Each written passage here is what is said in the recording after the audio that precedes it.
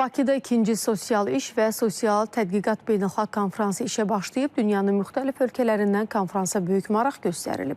Sözü gedən beynəlxalq konfrans işini sabah yekunlaşdıracaq. Azərbaycan Universitetinin təşkilatçılığı və ev sahibliyi ilə 2-ci sosial iş və sosial tədqiqat mövzusunda beynəlxalq konfrans işə başlayıb. Konstitusiya və suverenlik ilinə həsr olunan konfrans Sosial Tədqiqatlar Mərkəzi Türkiyənin Fırat Universiteti və Rəcəb Tayyip Ərdoğan Universitetinin tərəfdaşlığı ilə keçirilib.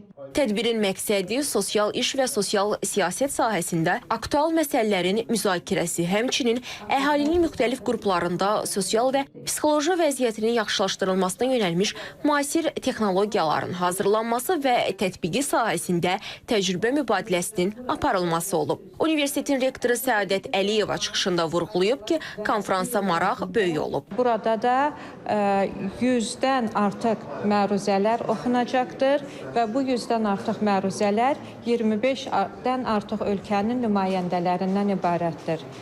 Hesab edirəm ki, müxtəlif bölmələrdə aparılan müxtəlif müzakirələr sosial sahədə Azərbaycan elminin inkişafına müəyyən qədər öz töhfəsini verəcəkdir. Qeyd edək ki, 2-ci sosial iş və sosial tədqiqat mövzusunda keçirilən beynəlxalq konfrans işini sabah yekunlaşdıracaq.